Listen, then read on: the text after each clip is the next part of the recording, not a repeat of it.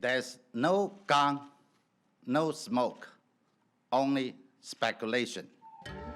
Huawei is calling Washington's cybersecurity concerns baseless.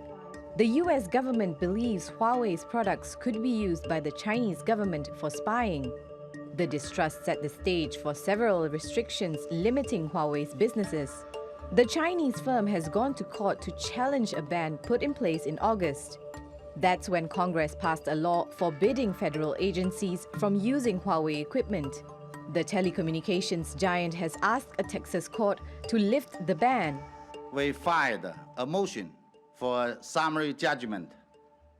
By doing this, we hope that the court can issue a judgment in the fastest and most efficient way, declare restrictions on Huawei as unconstitutional, and stop enforcement of related sections. 2 weeks ago, the Trump administration ramped up its restrictions by barring US firms from doing business with Huawei. It puts the company at risk of losing about 1/3 of its suppliers and could disrupt internet and phone connectivity for billions of its customers worldwide. While it's been given a 90-day reprieve, Huawei has warned against an all-out ban, saying it would directly harm thousands of US companies and jobs. It's a concern some analysts share. Huawei is a global company. If we put a blockade on a global company through the supply chain linkages, the impact will be global in scope. It will have more of an impact on the host country, in China, for example, Huawei, but Huawei's supply chain will be severely constrained. While Huawei is confident it can survive a blockade, its bottom line will likely take a hit. Laila Humairah, TRT World. Well, let's get more on this now with Max Wolff in New York. He's a managing partner at the research firm Multivariate. Welcome back to Money Talks, Max. Now, clearly Huawei isn't going down without a fight. It's gone to the courts, but it's also embarked on this PR campaign saying that US companies and consumers will ultimately suffer from this ban by the Trump administration. Do you agree with that view? So first of all, always a pleasure to join you. Thank you for having me.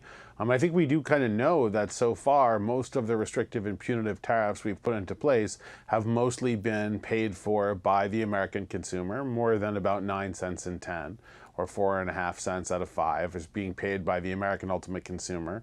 Right now, there aren't that many tariffs on that many items, and the economy is otherwise strong, if cooling here, so it hasn't produced an uproar. But I think the public gets confused here, but we should call this what it is. This is a tax. So this is a tax largely imposed on US consumers, also felt by producers who will see less demand because the tax increase raises prices. But this is largely a tax on American consumers to pay for a trade overhaul agenda that, to be fair to President Trump, he did run on, and then he is now pushing very aggressively. And the idea that the Trump administration is targeting Huawei, there's a school of thought that says it's more about making sure that the success of Huawei won't eclipse that of US companies. Is that something that you share? So I don't think the policy is just about Huawei, to be honest. I think the president sort of revealed that it's a bigger issue when he said there could be some reprieve for Huawei if there was a more broad trade breakthrough between the U.S. But I think most of what President Trump does to appeal to a very aggressively and excited base that he has, aggressively supportive and excited base, and this is one of them. Being tough on China has apparently deep popularity in certain quarters of the country. I think most of the folks who make the decisions that guide the U.S. economy have some sympathy for the desire to get tough on China, but they also know that China and the United States are major trading partners. And I think that all of us who study economics for a living, we know that there actually isn't a Chinese economy and a U.S. economy. There's actually a global economy with major contributions and sensitivities to actions in all the leading countries, including the United States and China, being number one, number two global economies. And just sticking with Huawei for a moment, the Japanese conglomerate SoftBank has become the latest firm to rule out using the Chinese tech giant in its 5G rollout. Donald Trump's moves against Huawei are really starting to hurt it, aren't they? Yeah, I mean, the moves are starting to hurt and also probably hurt some of the 5G plans. So we're at the really precipice here of poised to roll out a major upgrade to our connectivity. The cloud will be enhanced massively. Maybe people will notice it in their smartphones first, but they'll notice it in an Internet of Things, really getting the next step.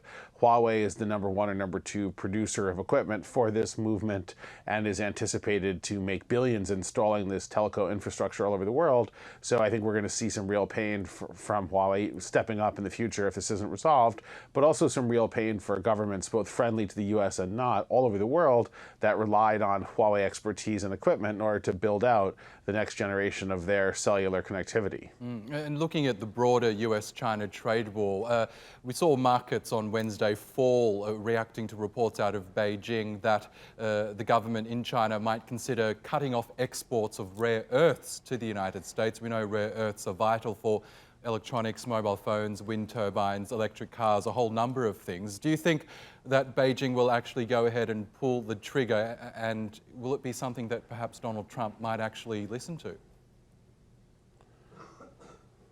Yeah, so look, I think we spent a lot of time hoping this wouldn't happen. A lot of people are still a little bit delusional, but we now are in a trade war. And if trade wars usually take one of two paths, they either de-escalate or they escalate. So every day we're not de-escalating, we're probably escalating. And I think the Huawei move's getting more kind of attention, although issues and complaints about Huawei have actually been around for at least 8 or 9 years, so this isn't brand new, but the intensification there certainly is, the arrest warrant for the daughter, et cetera. And obviously this is what we call non-tariff barriers. Trade wars get serious when the counterparties start hitting each other with non-tariff barriers. The focus on Huawei, as well as the rare earth threats, are exactly the kind of non-tariff barriers being brought to the fight that always signal a ratcheting up. So we can still only hope evermore that we're closer to a deal than it appears, because it looks like things are definitely going in the wrong direction on US-China trade relationship right now. Okay, Max Wolff in New York, always good to get your thoughts. Thanks very much.